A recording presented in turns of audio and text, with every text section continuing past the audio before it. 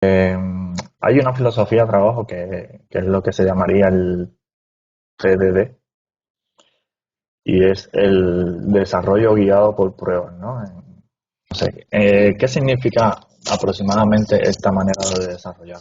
Bueno, en esencia, cuando uno va a desarrollar una funcionalidad en específico, se supone que inicialmente tú tienes que tener una idea de qué vas a necesitar y qué vas a producir, ¿no? Es decir, por ejemplo, si vas a hacer una funcionalidad de búsqueda, tú dices, bueno, yo necesito unos filtros, no sé, tipo de cuenta, fecha de transferencia o rango de fecha de transferencia, y yo te tengo que devolver un listado que tiene que cumplir ciertas características. Primero, que todas las fechas, que todas las transferencias que devuelve ese listado tienen que estar en esa fecha y todas tienen que ser del tipo eh, indicado, ¿no?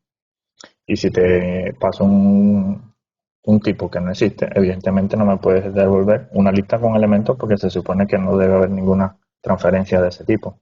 O en un rango de fechas, por ejemplo, futuro, se supone que no me debes devolver nada porque todavía no han sucedido esas transferencias.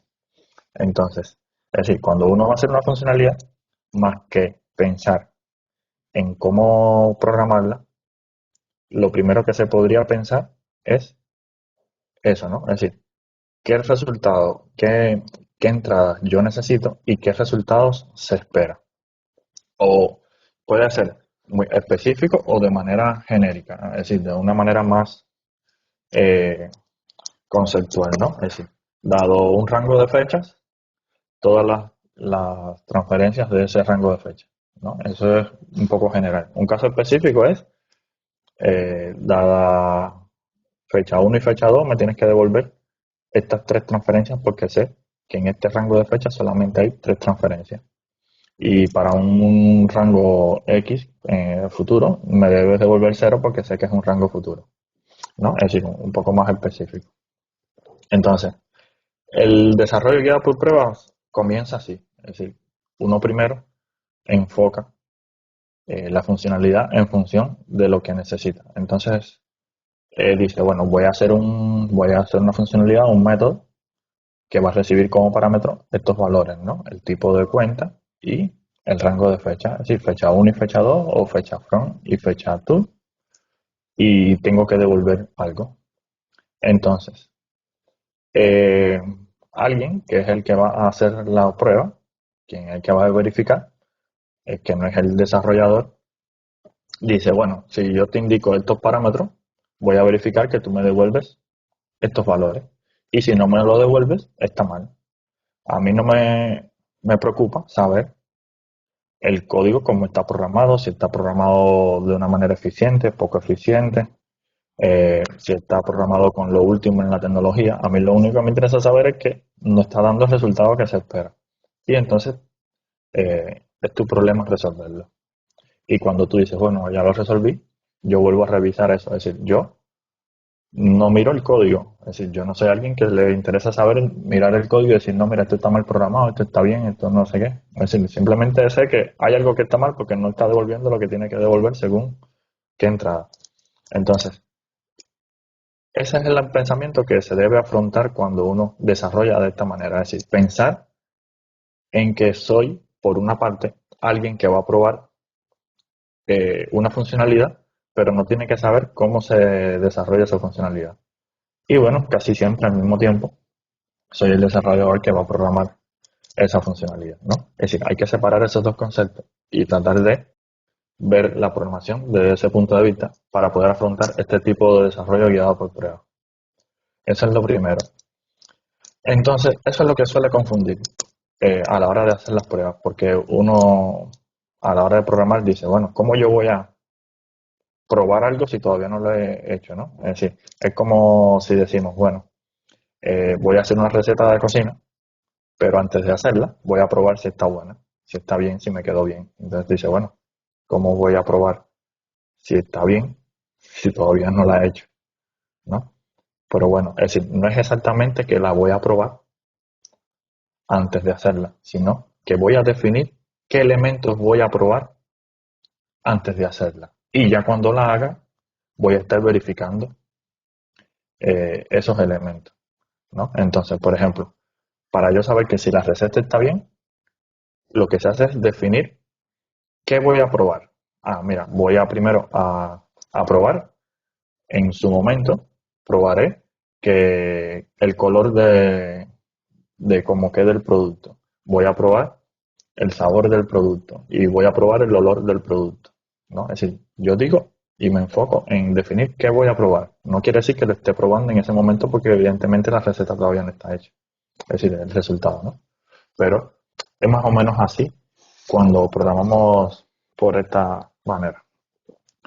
Ahora, eh, para eso tenemos que saber qué cosas son los casos de prueba. Bueno, los casos de prueba son las definiciones que uno hace de qué puede probar, ¿no? Por ejemplo, si volvemos al ejemplo de que tengo que hacer una funcionalidad en la que, dado el tipo de cuenta y dado un rango de fechas, me tenga que decir cuáles son las transferencias de ese tipo de cuenta y de ese rango de fecha, yo puedo definir varias posibilidades. Yo digo, bueno, voy a pasarle como parámetro a la funcionalidad el tipo de cuenta uno y un rango de fecha de la semana pasada hasta hoy. Y le puedo pasar otro juego de datos, que es como también se suele decir, ¿no? Donde le voy a pasar el tipo de cuenta 2 y le voy a pasar un rango de fecha futuro. Pero también, aunque no esté dicho, puede que también tenga en cuenta el usuario que hace la petición. Entonces digo, bueno, si soy un usuario X, para el mismo tipo de cuenta y el mismo rango de fechas, me da un resultado, pero para otro usuario me da otro resultado, ¿no? Porque puede ser que un usuario sea de una compañía o de otra, o de una empresa u otra, y en dependencia de eso, te devuelve un resultado u otro, aunque los parámetros sean los mismos. ¿Ya? Entonces, todos esos escenarios, y es ahí donde entra el tema de escenarios, todos estos escenarios pueden o no ser probados, ¿no? Es decir, a veces uno, cuando está desarrollando, dice, bueno, déjame probar con este usuario, voy a verificar este tipo de eso y voy a pasarle estos parámetros a, en la fecha. Y prueba y ve que la funcionalidad está bien. Ok. Y dice, bueno, ya está resuelto. Voy a subir el cambio, voy a desplegar la solución, pero ¿probaste para todos los casos posibles? ¿Probaste todos los escenarios posibles? No. Entonces, ¿cómo tú me garantizas de que eso funciona bien siempre? Es decir, ya de momento hay un hueco ahí, ¿no? Que no estuvo cubierto, que es que no probamos todos los escenarios posibles. Y todos los escenarios posibles se determinan generalmente por los parámetros, ¿no? Es decir, si decimos, bueno, hay un parámetro que es el tipo de cuenta, bueno, ¿cuántos tipos de cuenta hay? Bueno, mira, hay dos tipos de cuenta. Ok. ¿Cuántas fechas hay? Bueno, hay infinitas, pero bueno, generalmente vamos a hacerlo por rango. Están las fechas en el pasado, las fechas en el futuro y una fecha que empiece en pasado y termine en futuro. Es decir, el from es en pasado y el to es en futuro. Hay tres posibles rangos de fecha que generalmente se pueden validar. Entonces, si tengo dos tipos de cuenta y tengo tres posibles rangos de fecha, por lo menos tengo que hacer seis pruebas diferentes, ¿no? Multiplicándolo, 2 por 3 de todas las combinaciones posibles. Y además, si puedo tener dos tipos de usuarios posibles, entonces tendría que hacer 12 pruebas al menos para garantizar de que esa funcionalidad está aprobada con la mayor cantidad de escenarios de prueba posible. Ahora, esto realmente, por supuesto, imagínense si ustedes tuvieran que hacer esto para todas las funcionalidades y mientras más parámetros tenga o elementos a tener en cuenta tenga esa funcionalidad, más difícil se hace, ¿no? Es decir, nos pasaríamos el día probando una sola funcionalidad cuando casi que tenemos la garantía de que va a funcionar bien, pero ese es el problema. Tener esa casi garantía no es tener la garantía. Y el otro problema, es decir, la otra ventaja de estos escenarios de prueba es que de aquí a 6 o 7 meses que ya hemos desarrollado esa funcionalidad, estamos seguros de que funciona. Después, en otro momento, alguien modifica algo de esa funcionalidad o de otra que de alguna manera influye en el resultado de esta primera, tendríamos entonces que volver a hacer esas pruebas y probar esas 12 variantes para asegurarnos de que eso que se hizo no dañó el resultado de la primera, ¿no? Entonces, esto es engorroso y por eso es que hay maneras de automatizar ese proceso. Es decir, bueno, mira, yo voy a simular un escenario, voy a indicar un escenario a través de ciertas herramientas y esas herramientas me van a garantizar que cada vez que se modifique algo en el sistema, se va a verificar que todas las funcionalidades cumplen con ese propósito. Es decir, que dado ciertos parámetros de entrada, me devuelve ciertos resultados. Y entonces, evidentemente, las pruebas automatizadas garantizan eso, ¿no? Porque ya sabemos que nos ha sucedido eh, que algunas funcionalidades se rompen, ¿no? Como solemos decir. Y después hay que estar corrigiendo cosas porque no nos dimos cuenta que un código nuevo eh, influye en cosas que ya están programadas y que supuestamente estaban probadas y que funcionaban en otros momentos. Entonces, están las pruebas automatizadas, que son formas de mecanismos de garantizar de que estas verificaciones se hagan sin la intervención humana, ¿no? Es decir, si de alguna manera hay que dar un clic, hay que copiar y pegar algo en algún lugar, hay que, hay que levantar algún servidor para verificar cosas, ya no es automatizada, ya sería semi-automatizada. Automatizada es que no dependa de nosotros para poder. Y esto, en parte, es lo que se usa mucho para lo que es la integración continua, ¿no?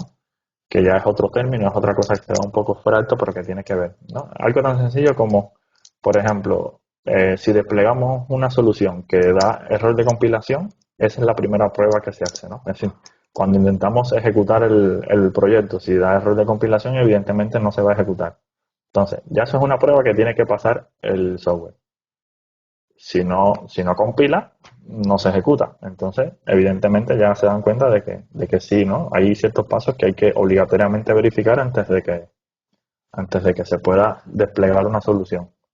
Y bueno, si no compila, si no se ejecuta, evidentemente no se podrá desplegar.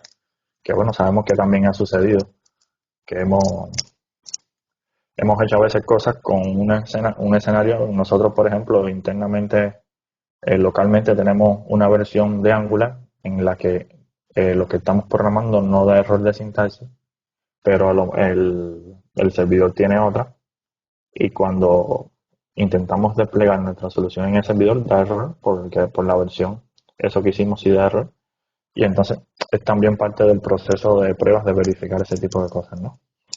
Entonces, ¿qué son las pruebas unitarias? Bueno, dentro de todas las pruebas automatizadas existen lo que se llaman las pruebas unitarias, que son eh, fórmulas para probar eh, pequeñas, pequeñas cosas dentro del software que estamos desarrollando, ¿no?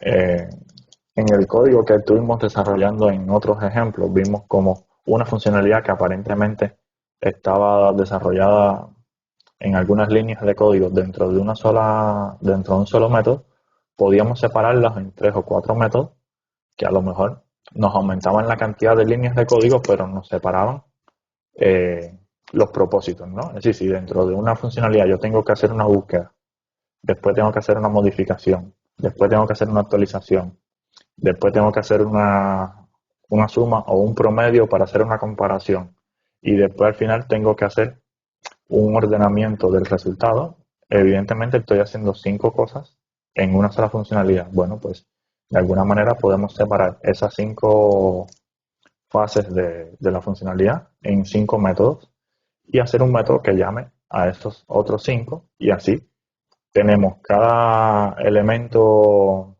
de la lógica separado en una funcionalidad diferente que después a la hora de hacer las pruebas unitarias es más fácil. ¿Ya?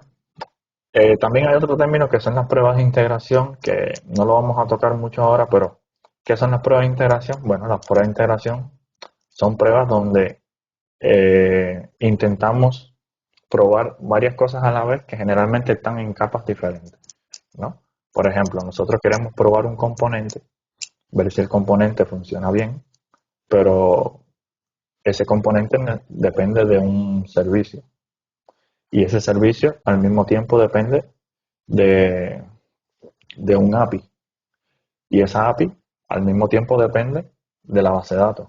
Entonces, lograr que todo eso esté en su conjunto disponible es complicado a veces, ¿no? Porque a veces yo quiero probar algo, pero no tengo acceso al API porque todavía el API no existe, el API se está desarrollando por la gente del backend, o el API existe, pero cuando ejecuto el API necesita conectarse al host, el host está caído y no funciona, o la base de datos todavía eh, no tiene desplegado el script para actualizar la estructura y da error. Entonces, lograr una prueba de integración es más complicado. Sin embargo, hay maneras de tú decir, bueno, pero yo quiero probar este componente. ¿Cómo yo lo puedo probar? Si el servicio no funciona, si la base de datos no funciona, si el host está caído, ¿cómo yo puedo probar el componente? ¿Tengo que esperar a que esté disponible todo eso para probar mis cosas? Pues no. Hay técnicas, hay maneras, siempre y cuando programemos las cosas de una manera adecuada, va a ser mucho más fácil. Y es entonces que entra el término de código fácil de testear. Bueno, un poco aquí españolizado el término de test o testable. No sé si se escribe así. Eh, en la literatura lo que se explica es que son códigos que a la hora de implementar las estrategias de pruebas unitarias, como están desarrollados de una manera tan fácil, es decir, tan atómica, es fácil probar las unidades de código, ¿no? Es decir, si yo tengo un método que se encarga de ordenar, tengo un método que se encarga de hacer un filtro, tengo un método que se encarga de actualizar, tengo otro método que se encarga de hacer la suma, es más fácil probar por separado cada una de esas cosas, ¿ya? Que todo en su conjunto. Y entonces, para eso existen herramientas, que es lo que se llaman las test suites, que no son más que frameworks, es decir, librerías, que tienen ya un conjunto de métodos que nos van a facilitar esas pruebas, ¿no?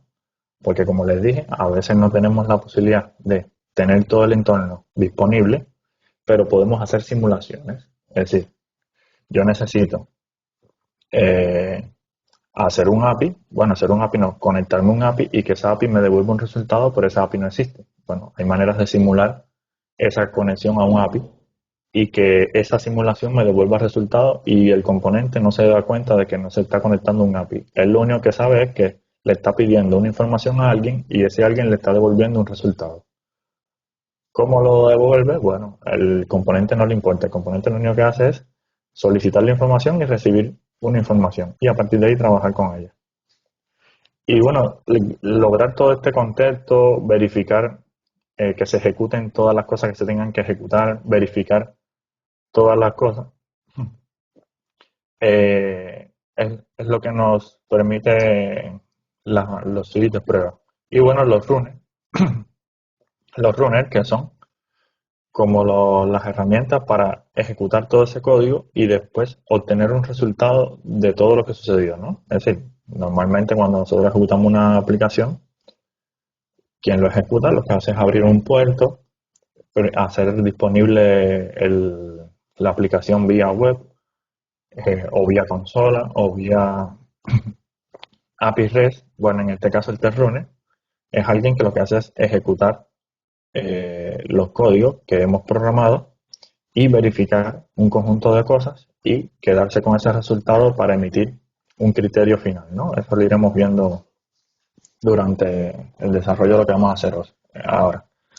¿Qué son las aserciones? Bueno, es un término un poco diferente a lo que nosotros conocemos como excepciones, ¿ya? Y este término es un poco complicado de entender y sobre todo de implementar al principio porque es lo contrario a lo que nosotros estamos acostumbrados, ¿ya? Por ejemplo, ¿qué es una excepción? Las excepciones son, por ejemplo, cuando nosotros eh, queremos hacer una operación que no es válida, ¿qué es lo que hacemos? Un throw exception.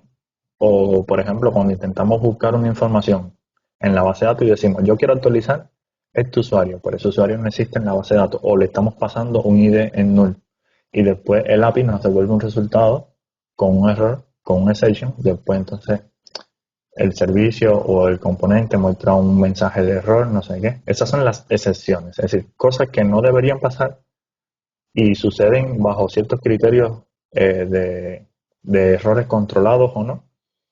Y bueno, para cada uno se intenta dar una solución en su momento. Ahora, las aserciones son las cosas que yo quiero verificar que se cumplen, ¿ya? Si las excepciones son eso mismo, ¿no? Excepciones de cosas que van a suceder bajo criterios muy puntuales en pocas ocasiones, bueno, las aserciones son todo lo contrario, son las cosas que yo quiero garantizar que se cumplan.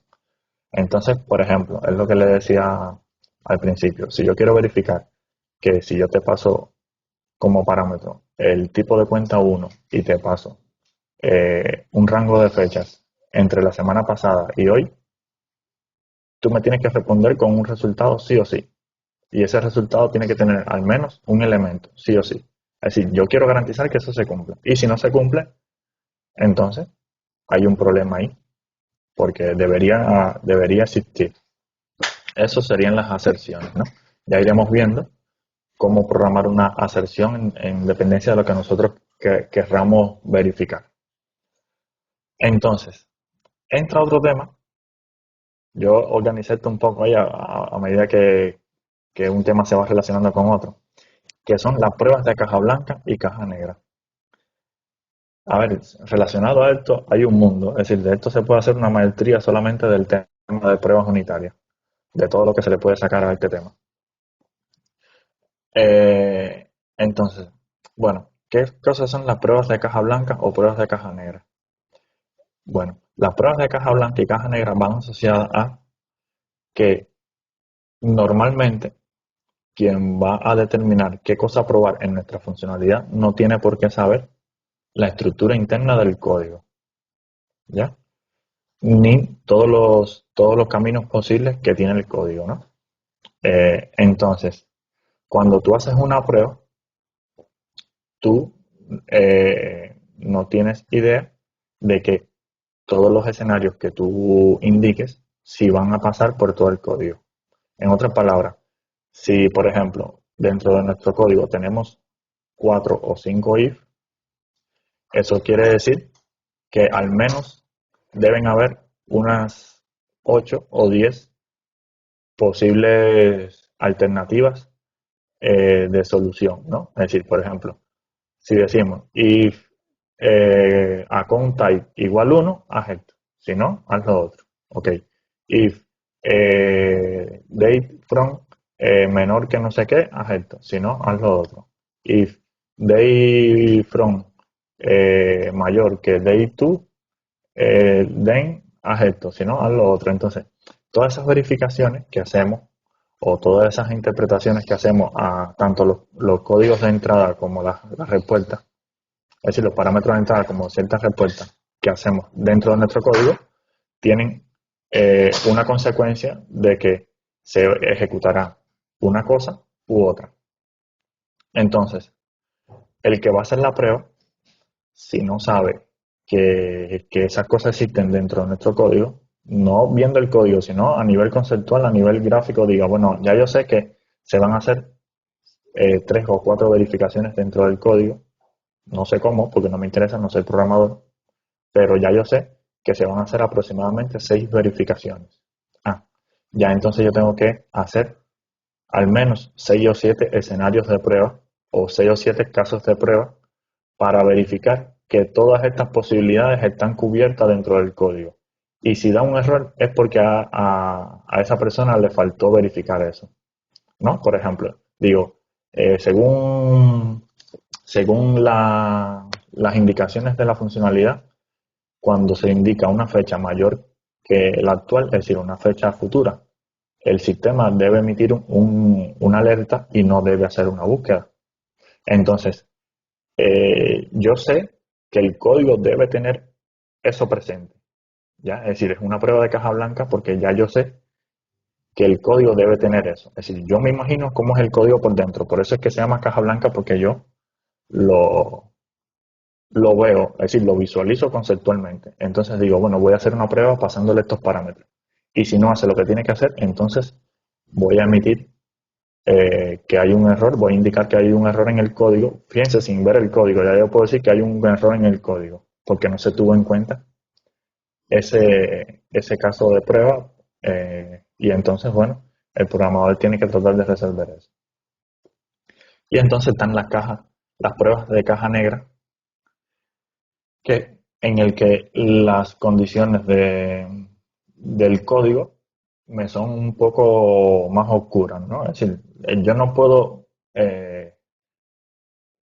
saber a modo explícito qué cosas puede contener el código. Generalmente es un código que no se comporta igual siempre.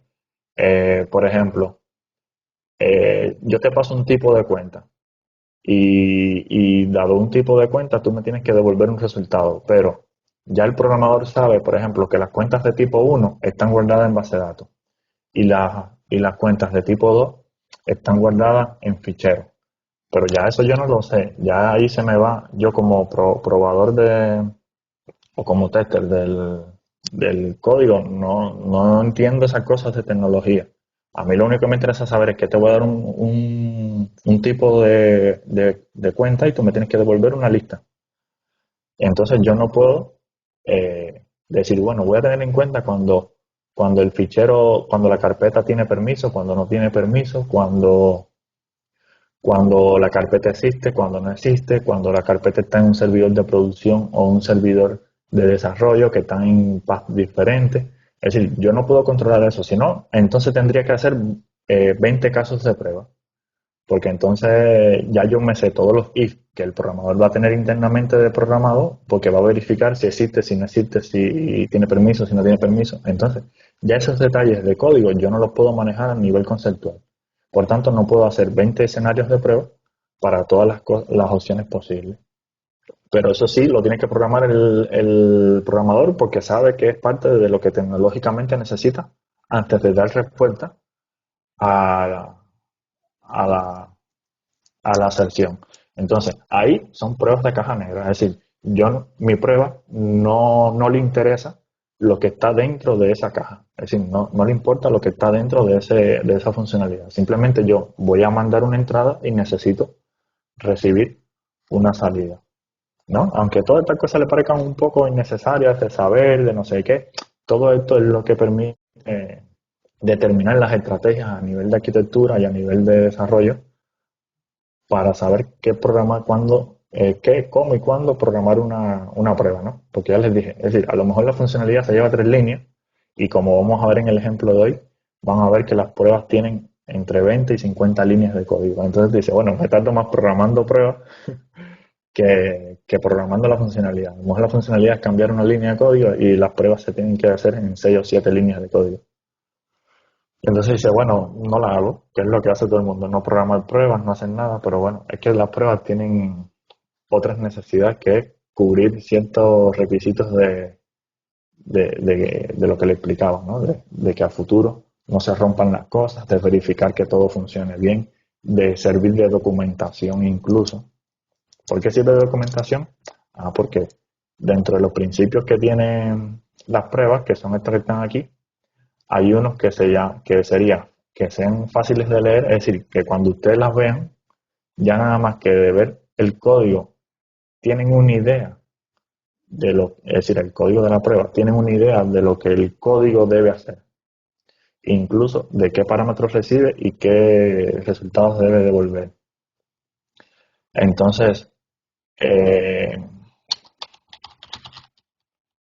daría esto, ¿no? Entonces, por eso en algunas literaturas se dice que las pruebas sirven como documentación del código, ¿no? Es decir, una forma de documentar el código es haciendo comentarios apropiados, pero otra manera de hacer documentación del código es escribiendo pruebas de software, ¿no? Entonces, bueno, para estas cosas también existen cosas que se llaman objetos simulados, que ya son técnicas un poco aplicadas a lo que vamos a ver, y otro término que es cobertura de código. ¿Qué es lo que es la cobertura de código? Bueno, la cobertura de código es importante en el sentido de que eh, si retomamos los ejemplos anteriores, ¿no? Imagínense que tenemos 3 o 4 if dentro de nuestro código. Evidentemente, no todas las instrucciones que están dentro de nuestro código se van a ejecutar siempre, ¿no? Porque si se cumple una condición, se va a ejecutar lo que está dentro del if, pero si no se cumple, no se ejecuta. Se ejecuta lo que está dentro del else. Y si hay otro if o otro switch, no todos los casos se van a probar. Entonces, ¿cómo yo sé cuando yo programo una prueba unitaria o una prueba automática? ¿Cómo yo sé que todo nuestro código o la mayoría de nuestro código ha sido debidamente probado, ¿no? Es decir, ¿cómo yo lo demuestro incluso? Porque me puedes decir a nivel de cliente, ¿no? Porque hay ciertas metodologías de desarrollo de software como RUP, ¿no? Rational Unified Process, por ejemplo, en el que parte del entregable al cliente es que se le diga, bueno, mira, yo te hice este software tiene 200 funcionalidades y tiene 600 pruebas unitarias, pero nuestro código te puedo garantizar que está aprobado un 85%. ¿Qué significa eso? Dice, bueno, mira, eso quiere decir que hay un 15% de nuestro código que yo no tengo idea si está bien o está mal, porque no lo he probado, porque nunca he tenido un caso de prueba, un escenario, donde yo pueda verificar que se cumpla todas las condiciones para que se ejecute ese código, pero él está ahí. Entonces, que es lo que nos pasa a veces cuando no tenemos formas de probar porque hay ciertos usuarios que no tienen los permisos adecuados o porque hay cosas que no podemos poder probar porque tienen que ser usuarios que usen OTP y como nosotros no podemos simular los usuarios que usen OTP, entonces nos es complicado probar para esos usuarios en específico ciertas funcionalidades en específico. Entonces le dejamos al cliente y dice, bueno, pruébalo tú y si te da error algún día me avisas. Entonces, con esa garantía de incertidumbre, es decir, con esa incertidumbre no se le puede dar garantía al cliente de que todo nuestro código está bien, entonces él dice, bueno, mira, vamos a hacer un trato. Si tú me das más de un 90% de cobertura en tu código, yo te voy a pagar tanto. Si no, te pago tanto. Porque me estás diciendo que a futuro puedo contener un problema que después yo te tengo que contratar de nuevo y pagarte horas de trabajo para que me lo arregle. Pero si tú me das un por ciento de cobertura de 95, de 98, me vas a dejar más tranquilo y yo posiblemente te tenga que molestar menos, por tanto yo te voy a pagar un bonus un poquito más, por ejemplo. ¿Ven? Hasta ese tipo de cosas es importante a nivel de contratación Pero bueno, hay proyectos que se desentienden de las pruebas, de las coberturas de código y nada. Pero bueno, vamos a ver aquí un poco eso de cómo, de cómo ver todas estas cosas, ¿no? Es decir, vamos a ir tocando algunos conceptos, no en el mismo orden, pero sí van a ver muchas de estas cosas plasmadas. Y bueno, algunos principios que deben tener las pruebas unitarias, ¿no? Sobre todo, que sean independientes, que sean fáciles de leer, que sean cortas, simples, que estén controlados, que sirvan de documentación, que se puedan ejecutar. Es decir, si yo programo algo que diga, mira, para yo poder ejecutar esto, tú tienes que ir a la luna, volver, y entonces traerme un poquito de tierra de luna para yo poder probarlo, entonces evidentemente no lo voy a poder ejecutar nunca. Es decir, si yo para ejecutar esto tengo que eh, poner en el banco $200,000, porque es la única manera de simular eso, porque no lo puedo simular virtualmente, tengo que simularlo con dinero real, digo, bueno, mira, esto no lo puedo probar porque cada vez que yo vaya a hacer una prueba, yo no puedo insertar en una cuenta bancaria $200,000. ¿Entiendes? No puedo jugar con dinero para probar estas cosas. ¿Tú no lo puedes simular? No. Entonces, no hay manera de yo poder verificar que esto se cumpla o no se cumpla. Entonces, si no se puede ejecutar, ¿para qué la voy a programar?